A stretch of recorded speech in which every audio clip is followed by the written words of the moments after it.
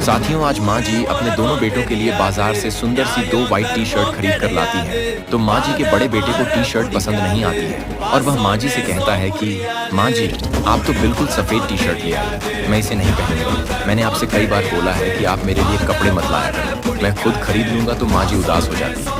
दरअसल माँ जी के बड़े बेटे अलग ही स्वभाव के हैं, वह सबसे कटा कटा रहता है। तो छोटा भाई कहता है, भैया आप रुको, मैं आपकी इस सफ़ेद टी शर्ट को भी बहुत सुंदर सी टी शर्ट बना दूंगा। और अब टी शर्ट बनने वाली है, लेकिन उसे देखने से पहले बॉलीवुड सेलिब्रिटीज को तो आप बहुत लाइक करते हो। आज देखते हैं कौन कौन महादेव के लिए वीडियो को लाइक और चैनल को सब्सक्राइब करता है और कमेंट में हर हर महादेव लिखता है। तो लास्ट में भैया ने तो टी शर्ट को बहुत सुंदर सी और कलरफुल बनाकर तैयार कर दिया। आपको कैसी लगी जरूर बताना।